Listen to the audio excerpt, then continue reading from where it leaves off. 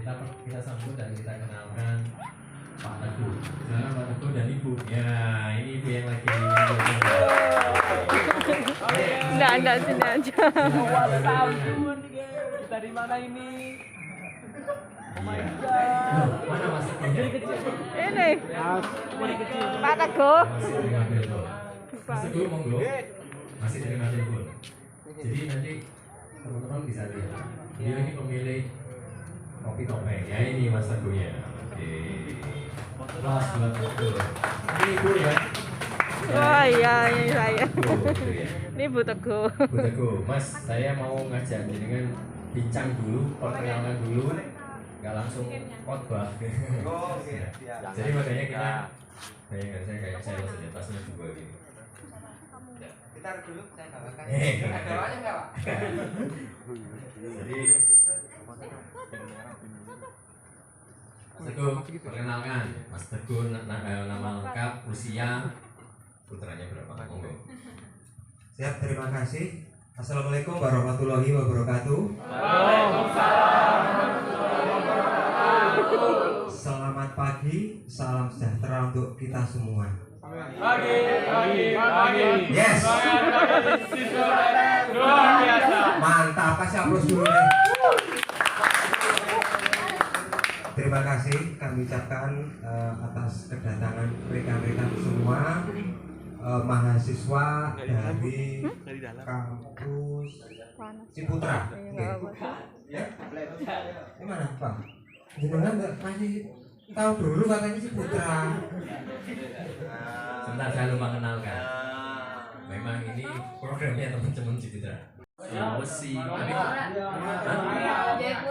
Jayapura, ada yang dari Surabaya. Tetapi teman-teman ini adalah kebanyakan dari Kabupaten Paniai, Papua. Mereka ini akan kuliah. Ada yang juga beberapa mentor mereka ini juga alumni. Terus saya bawa 6 orang ini mahasiswa Brawijaya. Jadi mahasiswa Indonesia ini. Itu aja gitu. Oke, terima kasih. Aku lanjut. Mohon maaf atas kesalahannya. Jadi ini adalah untuk mahasiswa Indonesia gitu aja enaknya ya. Siap. Terima kasih kepada dosen pembimbing Bapak Agus yang sudah memberikan kesempatan kepada saya untuk berbicara di depan. Walaupun terdek, saya usahakan tidak terdek nih. Berarti Paniai ya. Paniai ada yang dari Magetan, ada yang dari Lombok, dari Malang. Selamat datang, inilah Desa Jambuer, Kecamatan Kromengan, Kabupaten Malang, Indonesia, nggih, Mas Indonesia ini. Jadi perkenalkan, nama saya Teguh, nggih, Teguh Suyono, lebih apa ya, ketok Jawa nih. Jadi kelihatan dari namanya Suyono itu berarti kan Jawa, orang Jawa, nggih. Suwi itu lama, Yono itu ada. Jadi waktu prosesnya dulu lama banget keluar ke bumi ini. Kata ibu saya seperti itu. Tapi tetap ada. Iya. Gitu. Kebetulan saya beristri satu.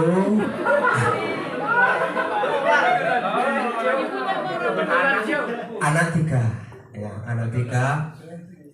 Terus kehidupan sehari-hari saya sebagai petani kopi, juga petani tanaman pangan. Jadi tanaman pangan bisa padi, juga bisa jagung. Mungkin akan bercerita sedikit sebagai pembuka bahwa Jambuer ini mempunyai luasan kurang lebih 654 hektar, baik untuk pemukiman maupun untuk lahan pertanian. Kemudian untuk lahan pertanian mencakup ada tanaman perkebunan, contohnya kopi. Kopi kurang lebih 200 hektar untuk satu desa. Kemudian ada lahan kakao atau coklat. Kalau coklat Mas nggak banyak sih, mungkin sekitar 10 hektar karena banyaknya serangan hama dan penyakit, sehingga petani lebih memilih, lebih fokus ke kopi. Jadi untuk coklatnya atau kakaonya ada pengurangan populasi. Kemudian juga ada lada sebagian kecil, lada hanya sebagian kecil sebagai tanaman penopang di sela-sela tanaman kopi, jadi di naungannya. Kemudian kalau tanaman pangan meliputi padi, jagung, itu yang lebih banyak. Jadi padi dan jagung. Kalau tanaman lainnya perkebunan juga ada tebu, tebu. Tapi persentase terbesar 50% lebih adalah kopi.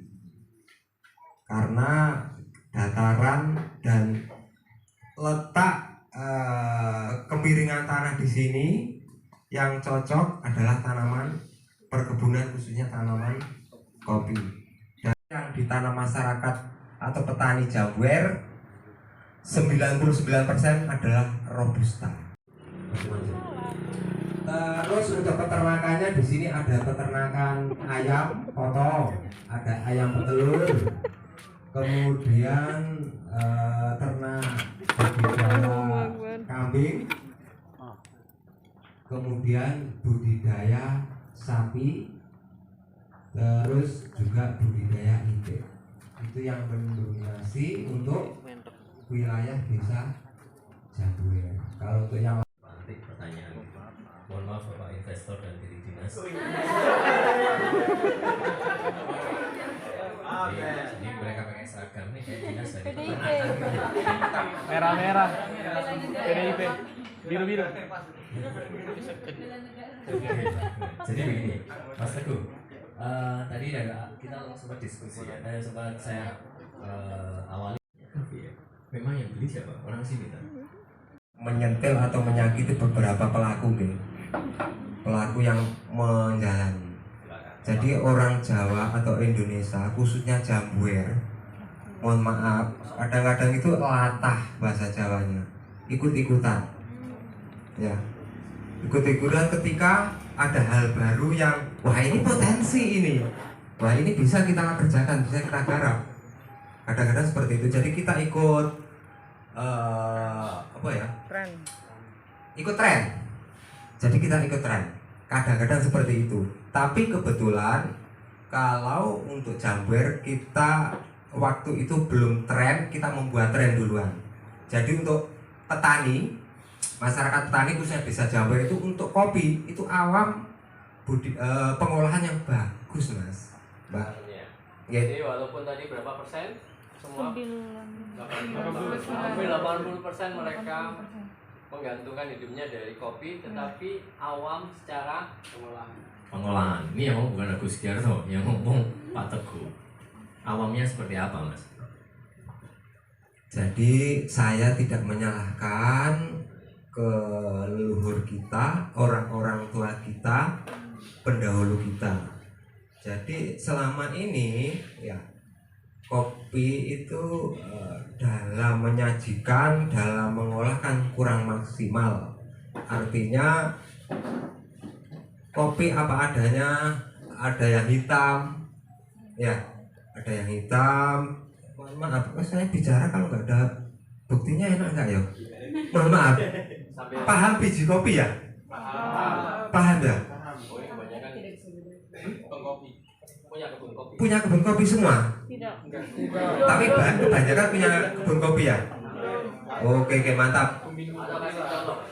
Iya nggak apa-apa, sebentar. Nah ini enaknya kalau di sini langsung tahu.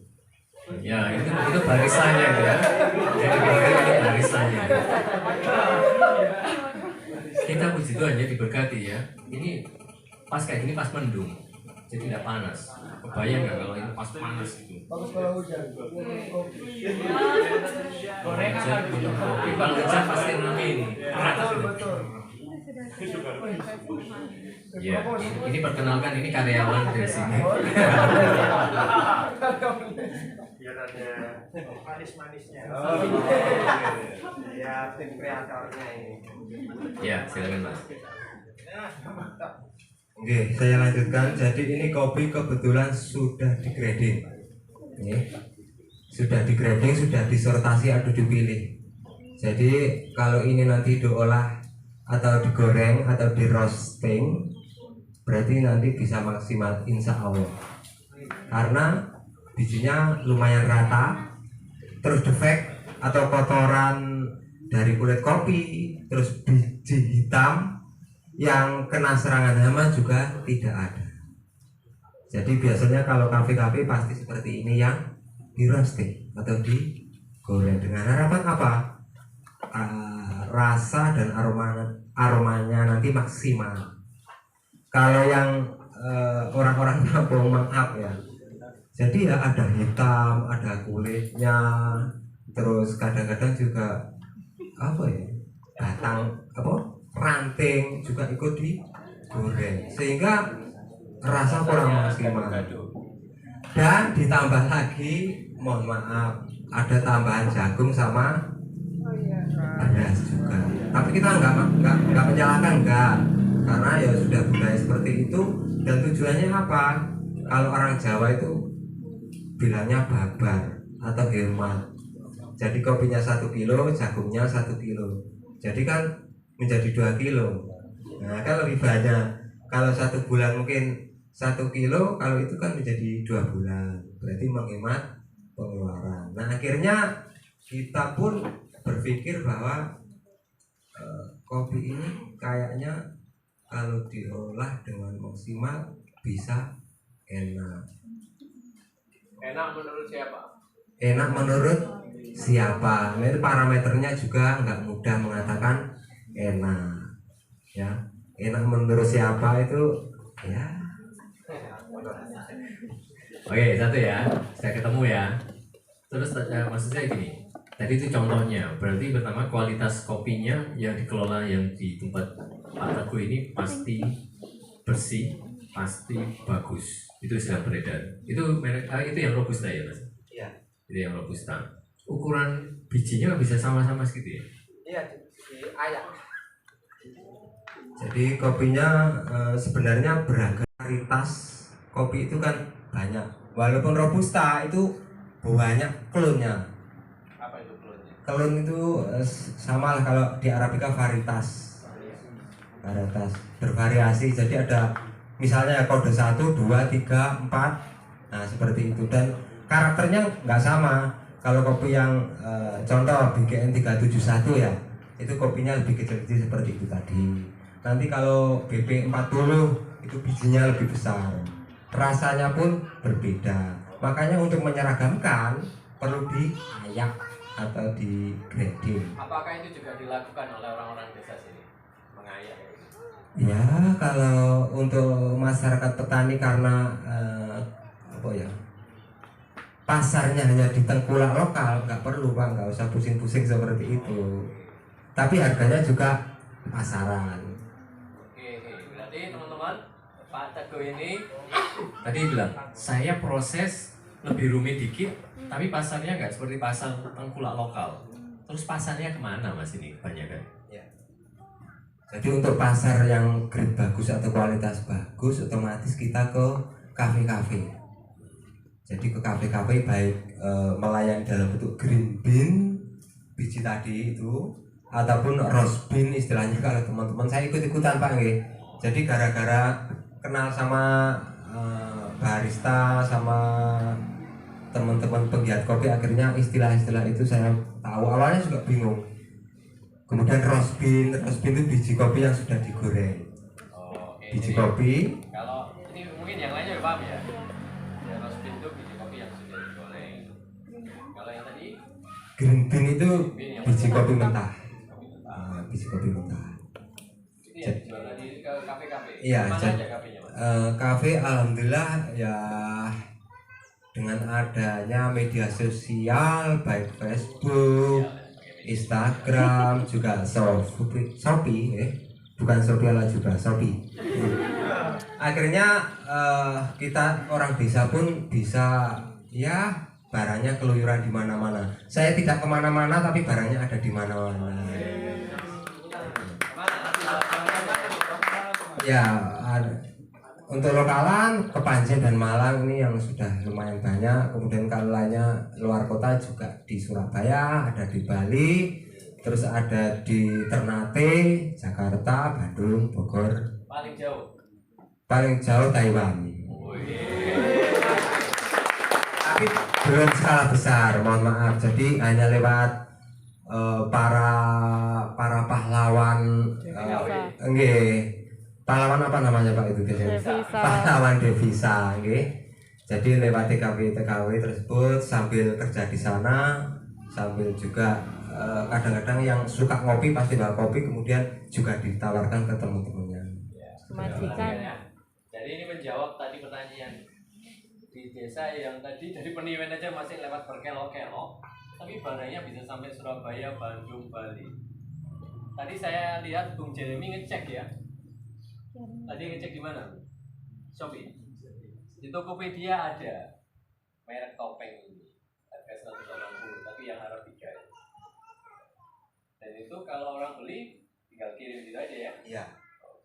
Jadi untuk yang lewat Shopee mohon maaf ini jujur aja belum ada 1 tahun, nih, karena dioyok-oyoki atau didorong oleh teman-temannya Mbak di Shopee gitu loh. Mohon maaf saya jujur mungkin untuk saya bingung seperti itu, akhirnya dipandu. Gini caranya. Alhamdulillah awal-awal juga apa ya masih ulet belum apa ya masih bingung ya gitu belum bingung terus karena hal baru ya masih sepi, akhirnya lambat laun alhamdulillah lumayan lah. Berarti paling banyak pembeli itu ke sini gara-gara media sosial atau mereka datang Mas?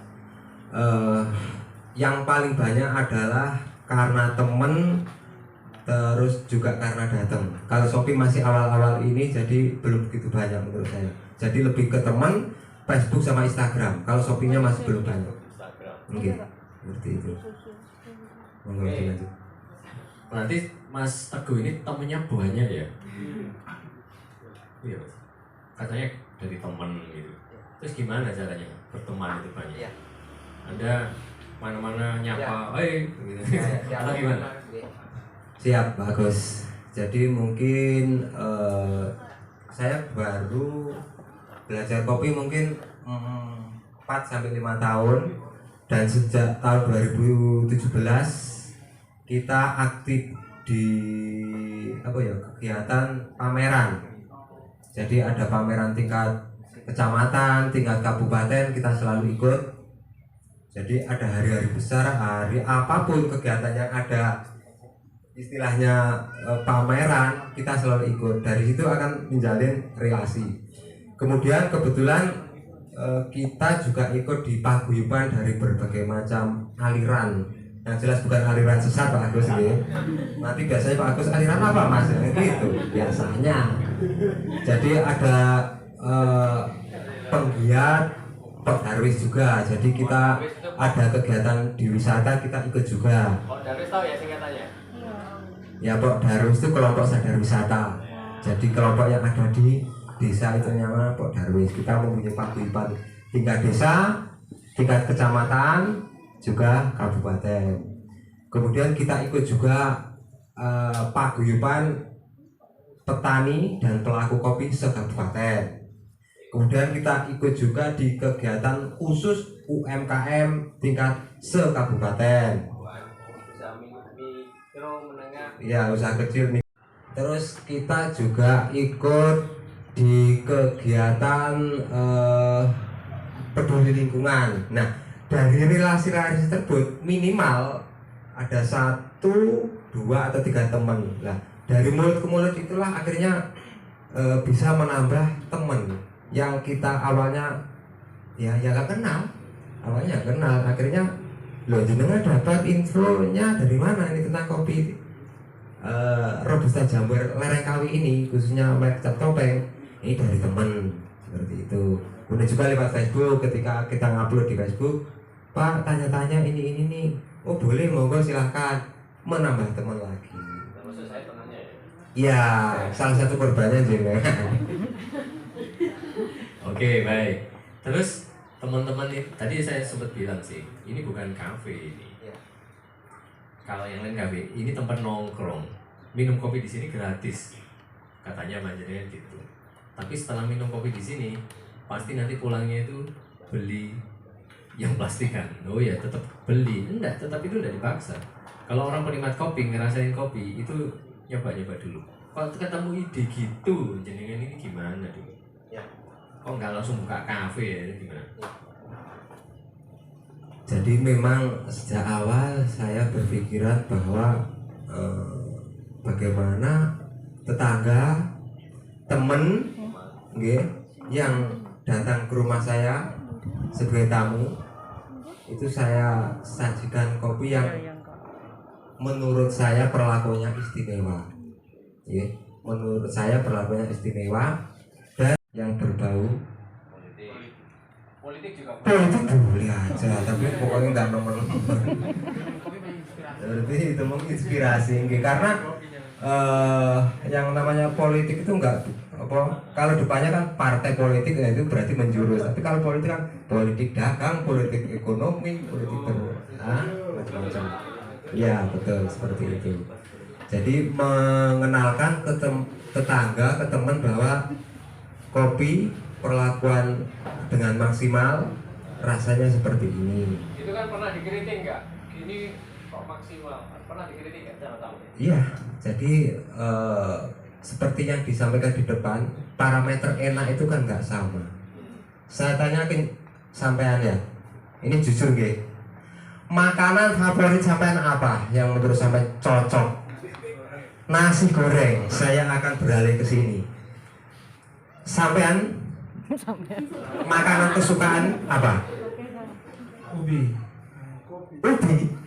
Ubi paling enak. Berarti sate kurang tertarik. Iya. Nah, dua ini saya tambah lagi.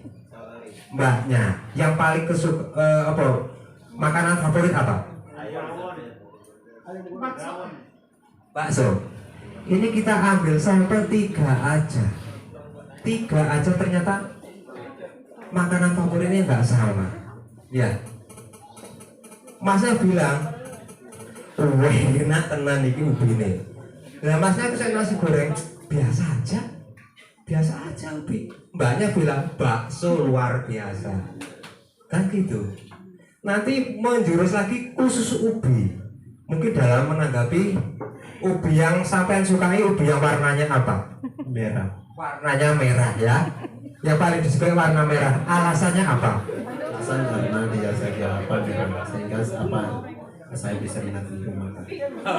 Kasih aplaus dulu deh. Yang suka ubi lagi siapa? Oh yang dekat ini. Suka yang warna apa? Coklat atau ungu? Coklat atau ungu? Beda lagi. Nah itu intinya apa? Jadi sama juga dengan kopi. Parameternya enak itu kan nggak sama. Ini tadi ubi dari warna aja. Saya suka yang merah. Yang satunya suka yang ungu. Rasa belum loh ya. Belum bicara rasa kan, hanya warna aja kan. Nanti kalau rasa beda lagi enggak kira-kira? Ya nyoba ini disiapkan jawabannya ya, disiapkan. Sampai warnanya merah, kemudian rasanya seperti apa? Kalau warnanya merah itu seperti gula manis. Nah seperti gula manis ini kan. Satu lagi, ini yang suka ubi lagi. Warna kuning. Iya. Rasanya Rasanya macam manis. Iya, cantik.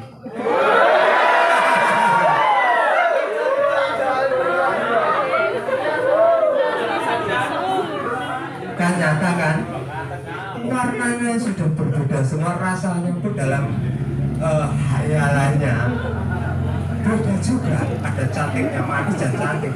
Ini ubi manis dan cantik, saya bingung juga ini. Kalau manisnya boleh lah, ini manis. Kalau cantiknya seperti apa yang mendeskripsikan, bingung juga ini. Nah kalau ini tadi warna merah seperti gula merah, rasanya seperti itu. Nah jadi seperti itu bagus.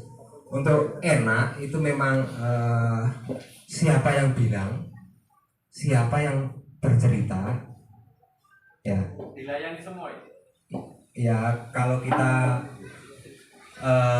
mau menyenangkan semua orang tentu nggak bisa bagus. Tapi paling nggak kan kita bisa meminimalisir itu. Jadi kita tanya dulu, mohon maaf, masnya suka yang kopi pahit atau sedengan? dari situ bisa kita tebak. Saya lebih suka pahit, oke, berarti settingannya nanti dibuatkan yang seperti ini. Kemudian ditanya lagi, sampai mau yang pahit atau kecut?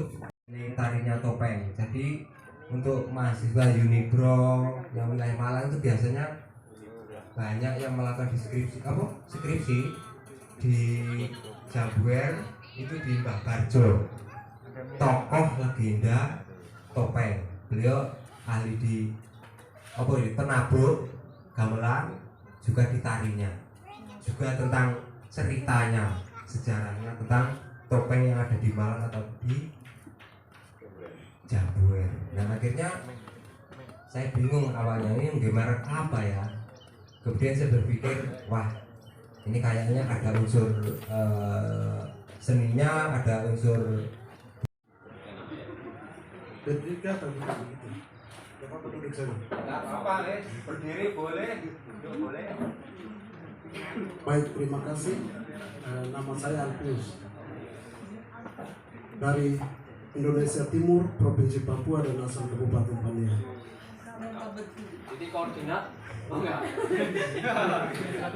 Saya datang ini sebagai calon guru, ikut pelatihan setelah itu kembali untuk mengajar di sekolah. Pertanyaan saya di sini adalah persiapan terus pelaksanaan itu Bapak sudah jelaskan tadi semua, kami sudah paham. Sekarang untuk pribadi saya butuh cara pengelolaannya, praktiknya seperti apa. Dan yang kedua, Bapak bisa rancang itu karena Bapak sudah tahu cara pengelolaannya. Kalau tidak tahu, tidak mungkin Bapak bisa buka seperti begini. Sehingga saya butuh dipraktikkan untuk cara pengelolaan dari kopi buah biasa dijadikan sebagai kopi yang kita bisa minum. Ini kami, kalau untuk saya minta praktek supaya saya bisa tahu. Terima kasih. Sebentar, sebelum ini dipenuhi, kalau itu dilakukan, maka saudara yang duduk di belakang minggir, karena itu nanti akan beroperasi di sana, gitu kan ya. Tetapi nanti Bung Alfius, setelah kita sesi seperti ini nanti mungkin bukan praktek secara keseluruhan detail, tapi akan dijelaskan, gitu ya. Sekarang saya simpan dulu pertanyaannya, bukan saya tolak, ya. Gitu ya, ya, karena nanti ini mumpung setelah itu bareng-bareng supaya urut. Next, silakan. Setelah ini Putri dulu, nanti kanan kiri gitu ya. Saudari dulu, silakan sebut nama.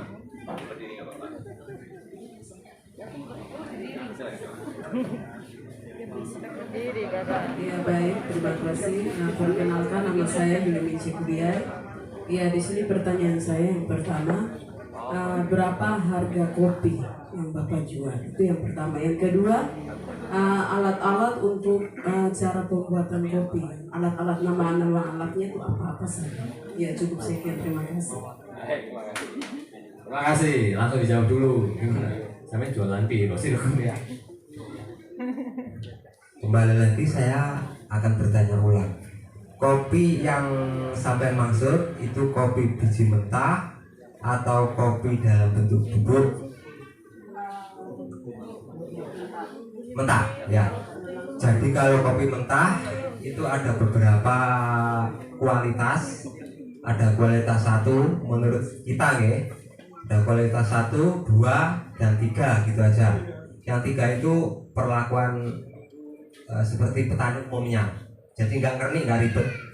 Jadi kalau untuk harga yang nomor 3, perlakuan biasa, petani kebanyakan, kita ikut katanya pasar dunia.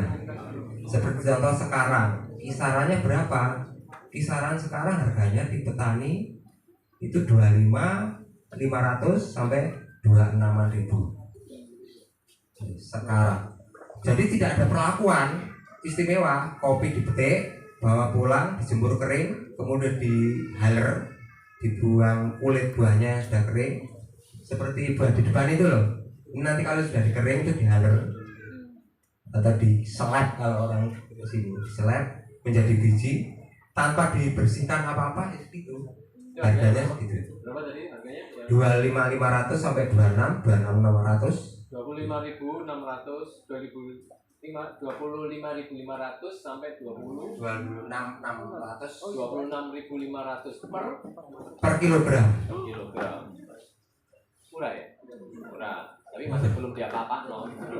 Itu langsung dijual.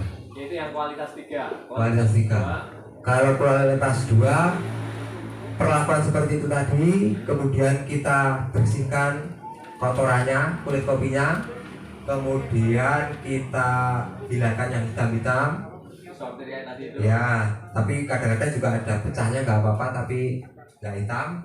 Itu kisaran 30-an ribu. Selisih proses jadi 30.000. Menjadi 30.000. Di sortir. Ya, disortasi atau disortir. Kemudian kalau grade yang nomor 1 atau yang bagus menurut saya, itu perlakuannya lebih istimewa. Ada yang namanya proses wash atau proses basah.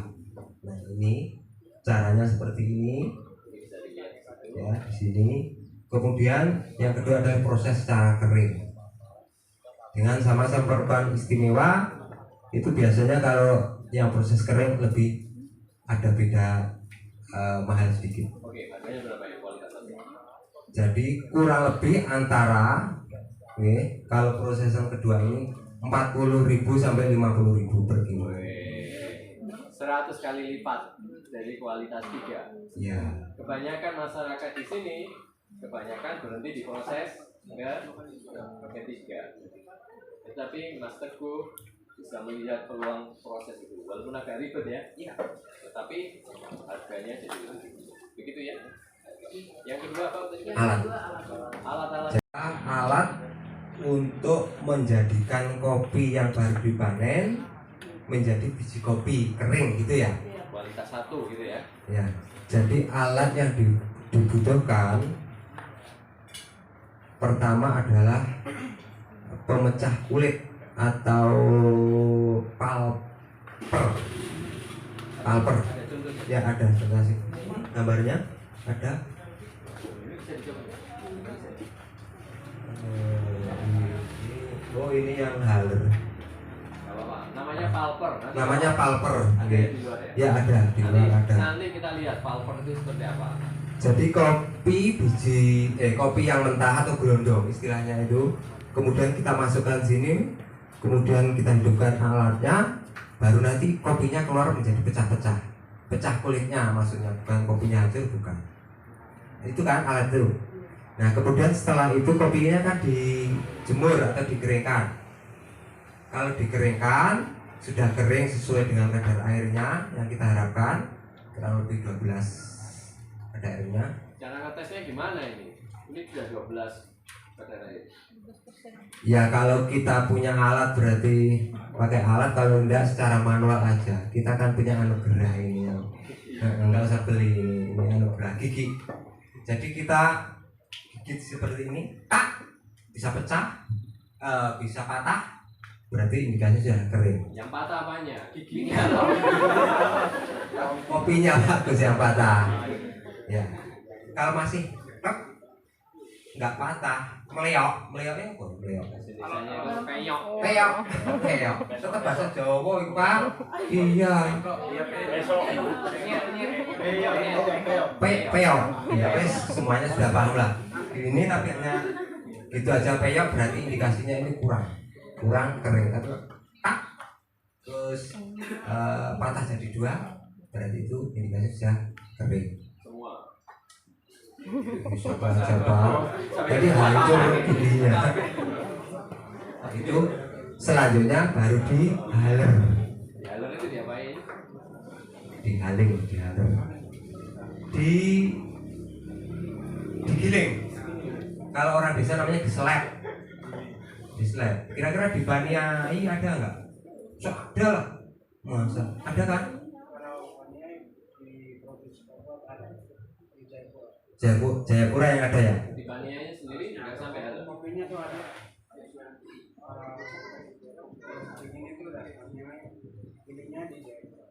Gilingnya di Jayapura. Berapa kilometer mas dari situ? Ya Pesawat yang gini kan kopi naik pesawat. Enak kopinya ya naik pesawat. Kita yang penting biayanya berapa ini? Gitu. Oke, jadi alat yang inti ada dua itu. Kalau ingin ditambah lagi berarti mau nge-grip kopi biar keseragaman biji kopinya seragam. Ya ada lubang-lubang yang biasanya kita beli di toko material bangunan atau baja bisa. Saya langsung ingin menajamkan. Tadi kan yang tanya proses. Haler itu atau mesin slab itu ya, slab kopi itu sebesar apa sih Mas? Kalau barangnya itu yang warna kuning itu yang ini yang sederhana. Orange ya, yang warna orange. Orange, iya. Itu yang sederhana. Kalau harga kisaran 6 juta sampai 10 juta di sini. Kalau Anda di sana ingin membuat itu daripada proses jauh, kan harusnya bisa diselap sendiri ya. Betul ya? Oke, 6 juta beli di sini. Bawa sana. Dikirim pakai pesawat lebih mahal. Kecuali kalau Anda kasih getek terus jalan gini ya. Oke ya, dapat gambaran. Ya, untuk apa pembuatan kopi kan tadi kan proses untuk dia punya apa melepaskan kopi dan sebagainya. Sekarang saya minta lagi untuk Bapak tolong jelaskan dia punya alat-alat untuk pembuatan kopi bubuk. Iya. Jadi kalau sampai di situ green bean berarti di sini ya. Kalau sampai bubuk gimana? Bikin deskan truk. Oh enggak. Biar kaki mana soalnya ya. Sini. Ini sebenarnya ada tahapan yang dilewati. Karena pertama tadi kan menyampaikan ketika menjadi kopi, menjadi biji. Kemudian kok langsung apa tadi? Menjadi bubuk. Nah, ini berarti pertama sebelum menjadi bubuk ada alat yang namanya penggorengan. Ini, penggorengan atau roaster tadi. Kalau manual berarti pakai nanangan dari tanah.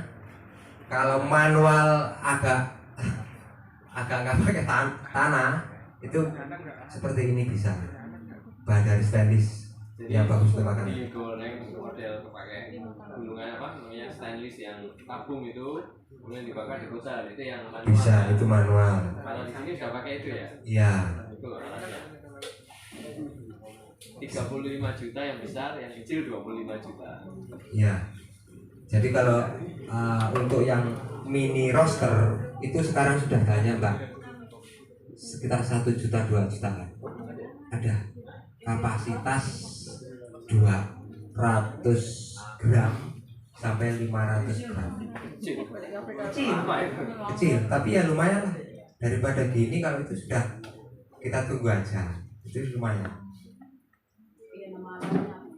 Alatnya roaster, nama alatnya roaster. Jadi alat untuk goreng kopi. Nanti buka di Shopee, di Bukalapak, itu banyak. Roster ya? biasanya. Ya, itu namanya roaster. Alatnya yang di Alat penyangrai kopi. Kalau itu kapasitas 2,5 kg. Iya kok. Jadi setelah kopi di roasting tadi, baru selanjutnya kita buat bubuk. Kalau bubuk berarti ada alat lagi. Alatnya apa? Alatnya pembubuk. Atau kembali lagi sini agak rancu ya. Tadi buat pecah kulit juga selepan. Terus ini menghaluskan kopi juga selepan. Tapi kalau orang-orang apa ya? Bilang itu bismillah atau apa gitu. Jadi untuk melembutkan kopi yang sudah digoreng tadi. Berarti butuh, kalau yang di kafe namanya grinder. Grinder. Kalau ini mini grinder kecil aja. Kalau agak besar yang pakai listrik itu sekitar 4 jutaan, itu bisa juga. Bisa. Waduh, ya Allah terima kasih. Ini monggo Pak. Ini tunggal ini 3 jutaan. Itu yang sederhana. Yus banyak dipakai lah. Kalau mau punya uang agar ekonomi di desa Jambur ini juga semakin naik. Apakah dari Pak Teguh sendiri pengen gitu? Terima kasih. Nanti kalau Karena ditanya, apakah ada indikasi Pak Teguh mau jadi kepala desa? Ditunjukkan Mas ya.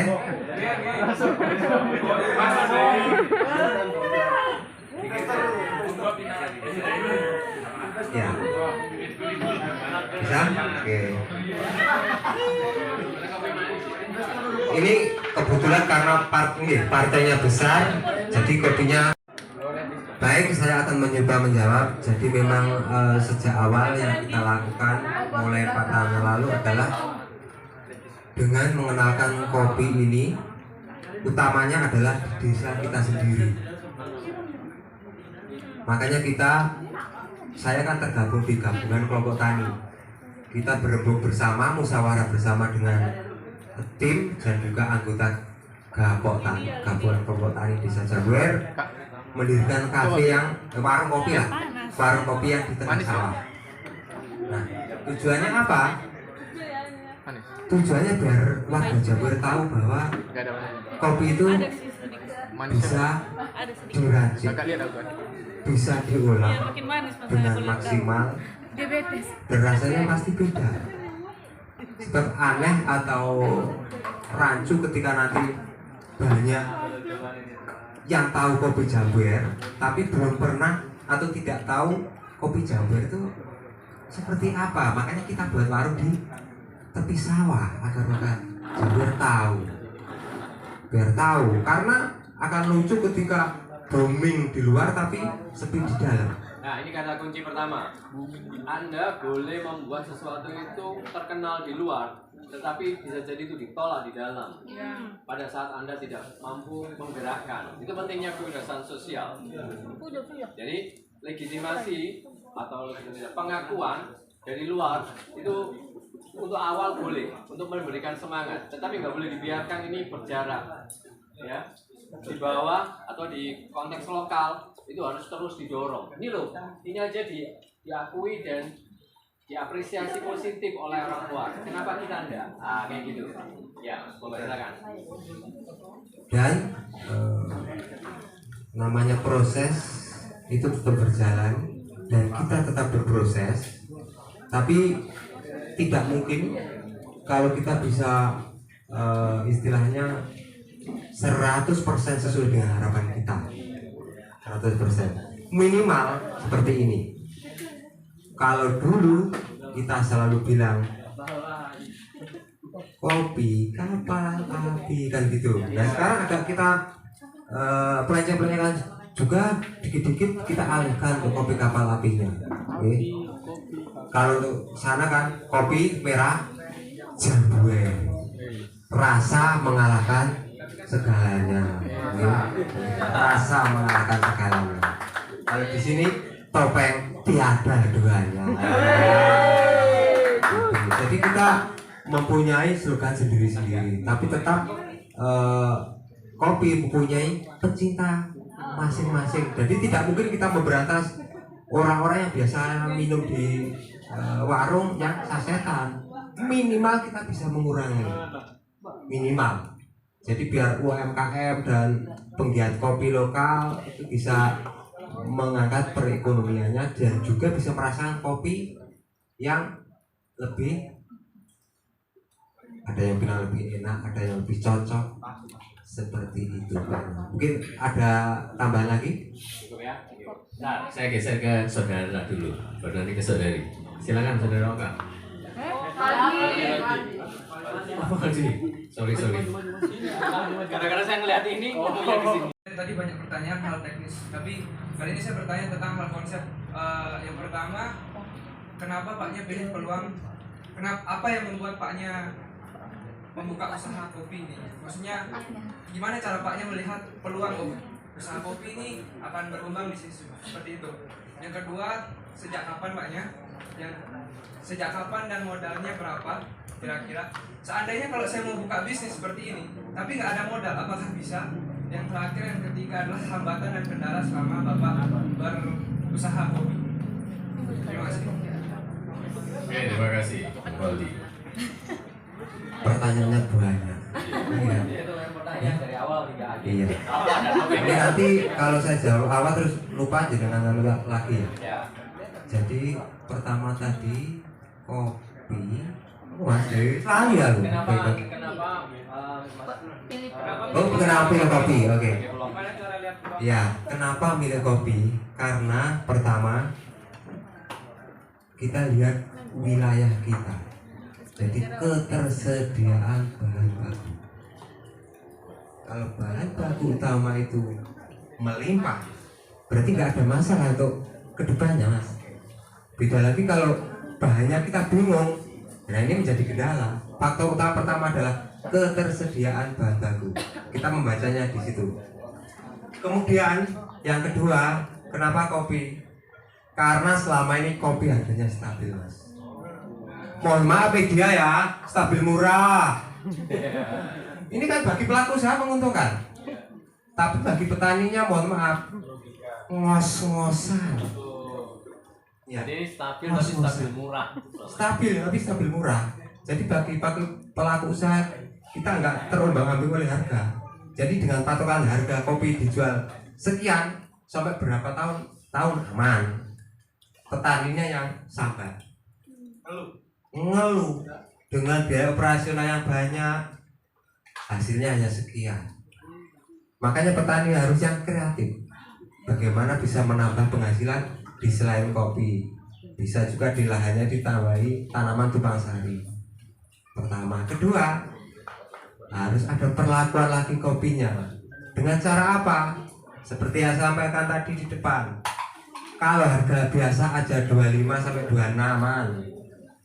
Berarti harus ada perlakuan khusus lagi supaya naik menjadi 29 sampai 30 ribu. Seperti apa? Disertasi. Namanya itu apa? Inovasi. Ingin lebih naik lagi harganya seperti apa? Perlakuannya ditambah lagi ketika pengolahan pasca panen. Terus segmen pasarnya kita yang kita bidik juga harus beda. Kafe-kafe otomatis bisa mendongkrak harga. Jadi yang pertama adalah ketersediaan bahan baku, kemudian yang kedua harga stabil, yang ketiga sejak saya lahir saya tahu bahwa orang tua saya ngopi. Sampai saya menjadi punya anak tetap ngopi. Ya, kapan lagi? Pasti ngopi. Udah ngopi belum? Kan gitu. Jadi kopi sebenarnya bukan bahan pokok, bukan seperti beras, tapi sebagai pendamping bahan pokok. Menurut saya seperti itu.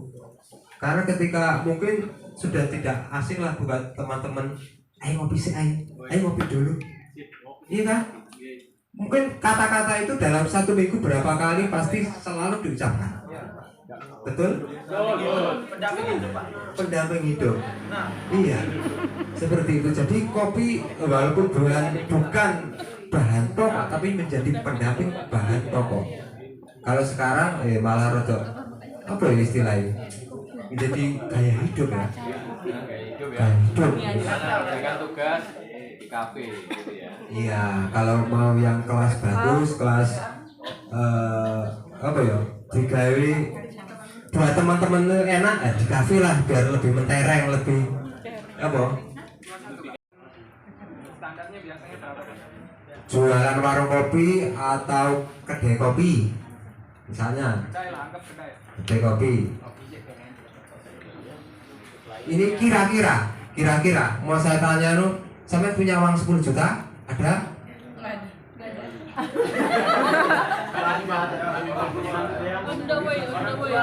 Ada, orang tua ada.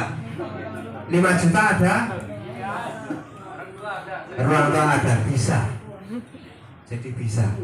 Jadi kita memulainya dari yang paling kecil. Kita nggak bisa memaksakan.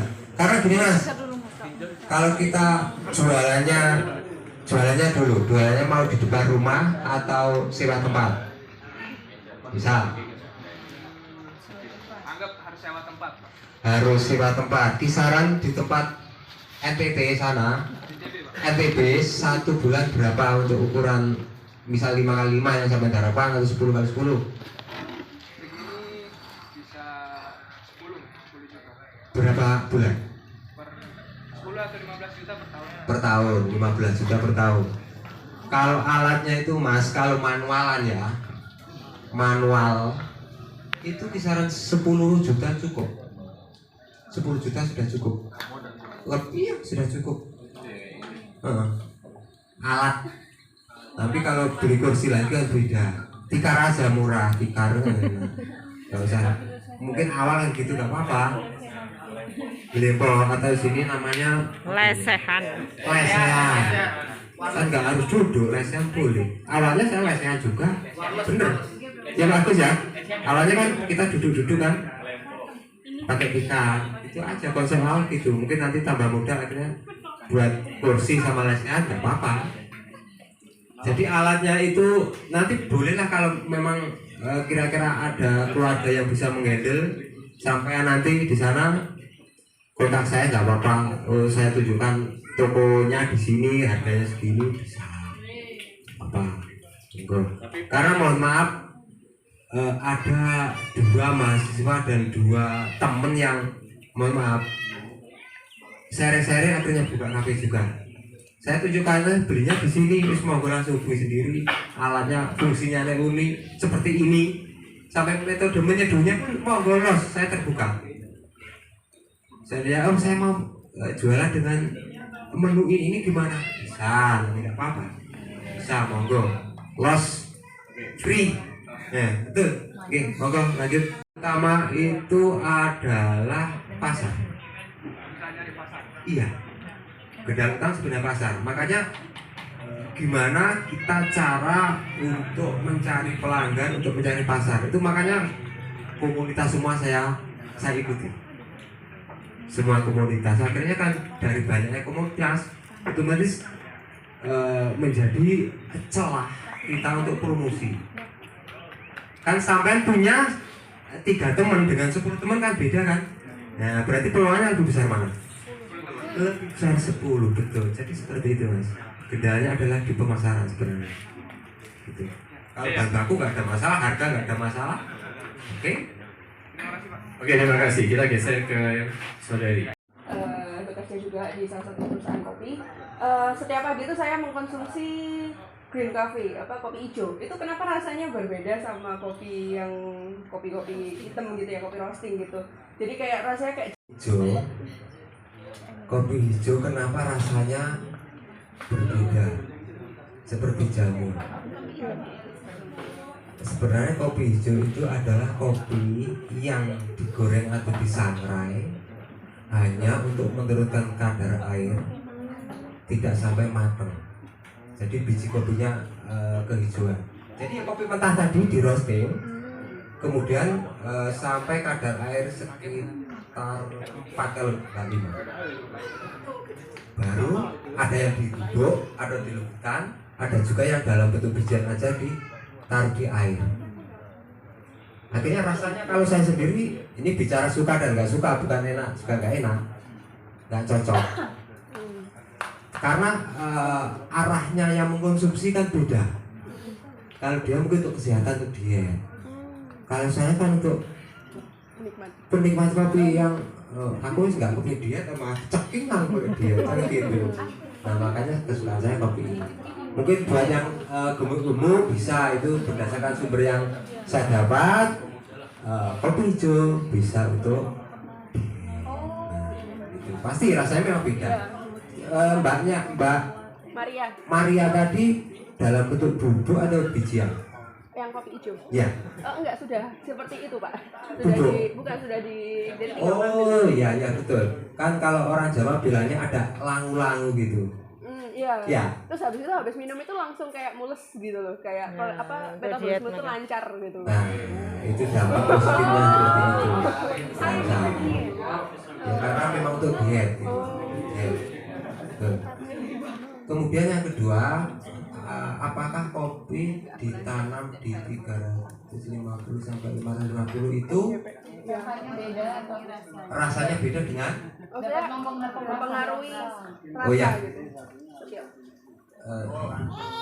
Waktu di beberapa pelatihan disampaikan bahwa Robusta itu yang bagus memang di bawah 600 meter dari permukaan laut.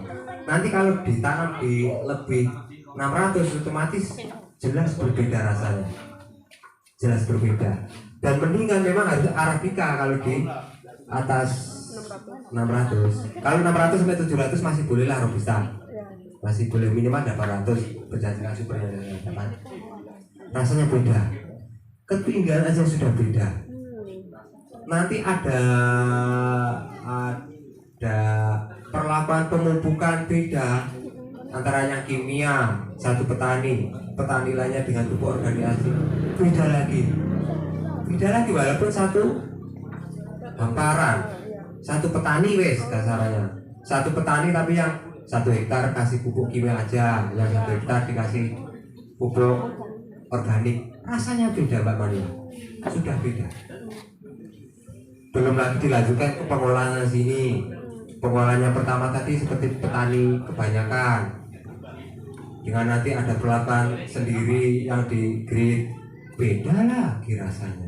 Kopinya satu jenis saja. Jadi yang jelas beda ketinggian, beda rasa, beda proses, beda rasa.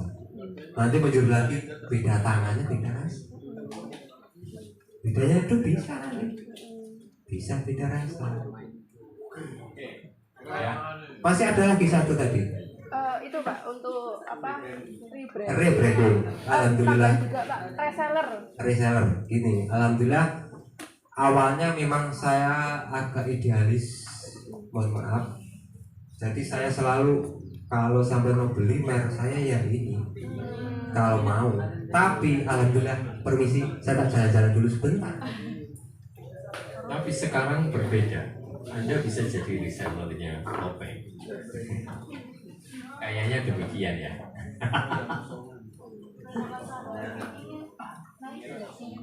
Nah, ini adalah salah satu contoh. Kalau ini adalah merek kopi topeng. Kemudian ini ada teman yang ingin membuat nama sendiri, merek sendiri, tapi kopinya dari sini. Los sekarang nggak apa-apa, monggo. Karena menurut saya rezeki itu ada yang mengatur. Ini mereknya Jiwa Sejati, diproduksi oleh Rusian Jaya Desa Jambuel. Padahal yang memproduksi adalah Agung. Betul. Okay. Tapi ditulisnya Rusian Jaya. Isinya sama. Itu. Betul. Isinya sama, hanya mereknya yang berbeda. Tapi rasanya beda. Kenapa Bu? Rasanya beda. Oh, rasanya beda ya? Sugesti yang diberikan itu loh. Oh iya. Iya, dengan cerita yang berbeda. Pak Agus yang bercerita, nanti dengan Masnya siapa yang berbeda, rasanya bisa berbeda Pak. Karena kalau jenengan mandi ya, aduh wah ini. Nah nanti kesannya wah enak ini, Pak Agus enak. Yang satunya nyatet. Iki Mas yo jare wong enak, kata teman-teman enak. Beda aku nggak yakin ini. Tapi kalau Pak Agus bla bla bla bla, mungkin lebih yakin. Saya akan buat merek kopi PKA. Kopi kebenaran Alkitab. Sebelum ini dibahas dijamin fresh gitu.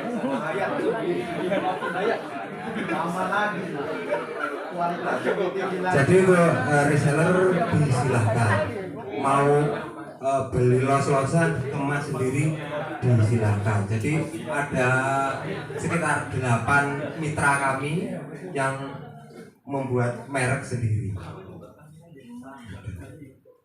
Jadi semoga terserah bahan kita yang siapkan dengan kualitas mana yang diharapkan bisa. Oke, monggo selanjutnya. Perkenalkan, saya Bambang dari Maktan.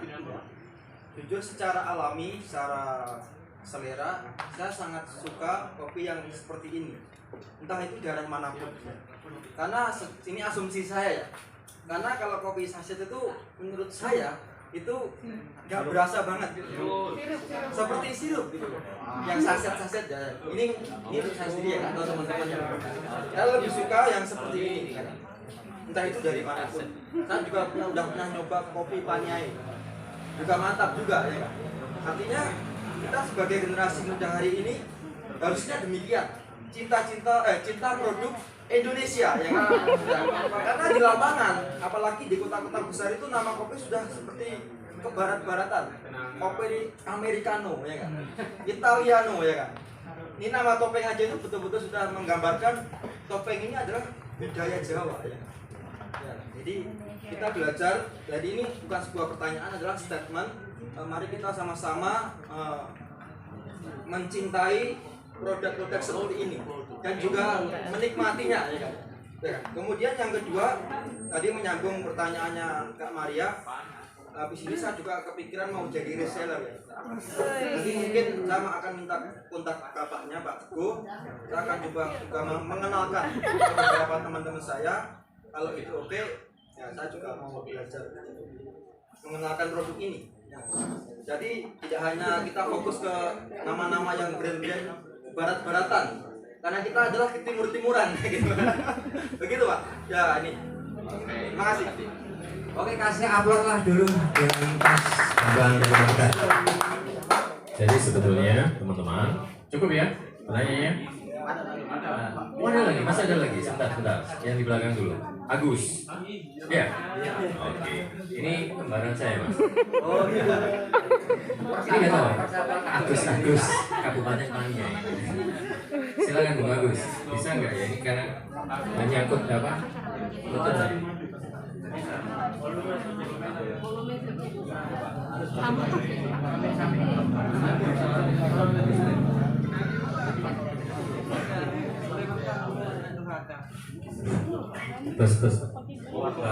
Terima kasih atas waktunya.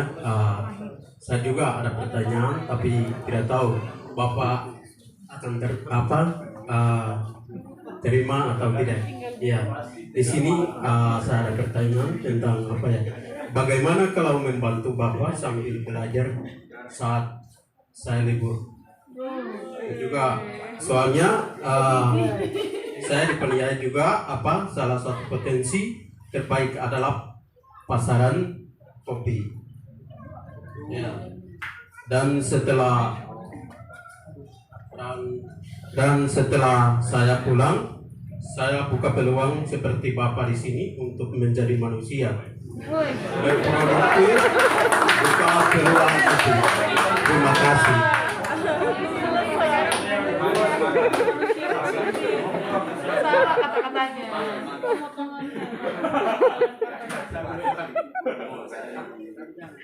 Terima kasih. Jadi teman-teman, tadi pertanyaannya kalau libur boleh nggak kesini? Boleh, selama diizinkan sama para koordinatornya. Jadi sebenarnya tempat ini boleh Anda mau datang pagi terus habis itu ngopi, ngobrol sama Pak Teguh, gitu ya. Selama Pak Teguhnya ada. Kalau Pak Teguhnya, oh saya masih ke Malang, ya udah jangan diganggu. Kemarin Pak Peter di sini ya. Pak Peter itu koordinator program ini Mas. Tapi Pak Peter di sini langsung menangkap peluang. Ini kayaknya teman-teman perlu deh. Bahkan kemungkinan para pengusaha-pengusaha atau petani-petani kopi di Paniai ini sedang dipikirkan untuk dibuatkan kayak perjalanan belajar pengolahan kopi. Itu nanti sedang dipikirkan, tapi saya belum janji kapan.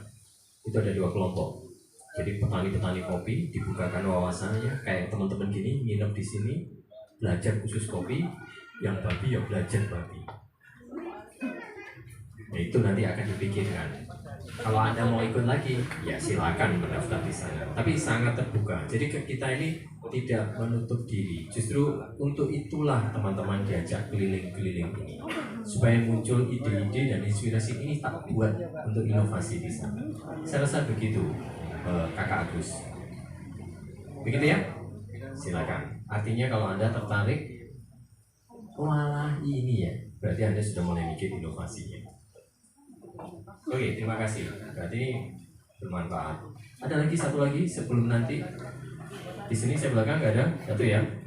Silakan Kakak. Setelah ini mungkin bisa nggak minta tolong Mas? Nggak usah semua cangkirnya. Tadi kan ada americano, ada apa? Itu sebenarnya kan proses ya. Jadi kopi Jambar itu nanti bisa diproses. Saya minta yang americano dengan peralatan nanti kita lihat dipraktekkan sebentar bisa Mas ya. Tapi nggak semua cangkir ya. Nanti dicoba di situ.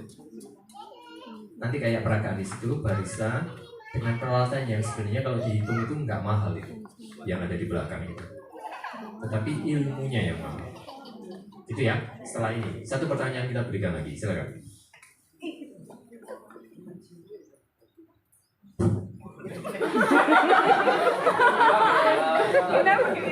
Mau izin pulang.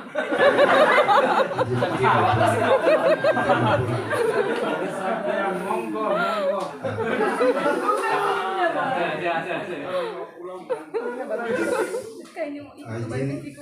Izin bertanya, siswa Marius Nampang, asal dari Ufuk Timur, Kabupaten Provinsi Papua, Kabupaten Padang. Saya pertama bertanya mengenai apa proses buat kopi pas setelah petik atau setelah petik sampai jemur berapa lama sudah bisa jadikan apa kopi atau apa gitu. Terus yang kedua Dikupas kulitnya, kemudian melepaskan atau menghilangkan lendir, kemudian dijemur, sortasi, pengupasan kulit cakar, kemudian disimpan di belakang. Prosesnya seperti ini. Untuk yang luas. Kalau natural, tanpa ada proses pecah kulit basah, berarti dipanen, disortasi dulu, kemudian dijemur dalam bentuk biji yang tidak pecah, kemudian dikupas pakai haler tadi, kemudian disortasi bijinya, disimpan. Selesai. Ini Pak, ini Apa? Waktu itu datang itu pasti akan ada kelas-kelas yang berbeda. Tadi saya nggak tahu ada tamu 4 orang, tapi begitu lihat rombongan ini keluar. Oh, mahasiswa IPB. Iya, tadi ada 4 orang. Sebenarnya ada 7 teman. Sebenarnya di desa ini ada 7 mahasiswa IPB yang belajar fermentasi kopi ke Mas Teguh. Jauh-jauh dari Bandung hanya belajar di fermentasi. Jadi sebelumnya sudah mereka praktek untuk membuat fermentasi. Hari ini hasilnya dibawa ke sini. Begitu. Jadi sama Mas Teguh ini lulusan apa, Mas? Saya SMA, STM Pak. SMA. Jadi tapi belum bisa jadi pengusaha kopi kayak gini. Kemarin Mas Teguh lulusan hanya SMP. Mas Jianto, gitu ya? SMP. Kemudian Pak David SMP juga. Oh, berarti kalau itu habis ini komplain sama Pak Peter. Saya nggak perlu kuliah, saya mau jual kopi. Rusak ini kopi.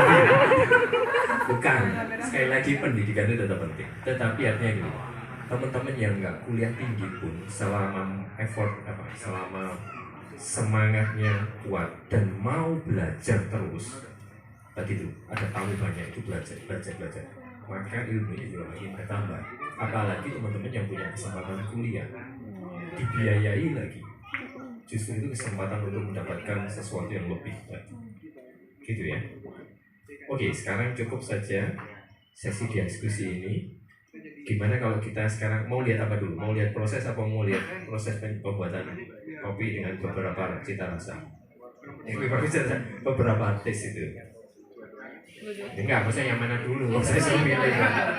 Yang kedua dulu. Yang kedua dulu berarti langsung praktek situ Mas ya. Hanya beberapa cangkir loh ya. Enggak untuk semua loh ya. Oke, nanti sambil lihat tanya harganya ini berapa ya. Oh ternyata caretnya murah ini. Grindernya ternyata juga bisa murah. Gelasnya ternyata gitu. Karena kita akan praktek di situ, mohon izin, mohon maaf, minta bantuan. Porsinya dipinggirkan, ditumpuk di pinggir, kita ambilnya sambil berdiri. Gitu ya. Sekali lagi kita applause untuk Mas Teguh.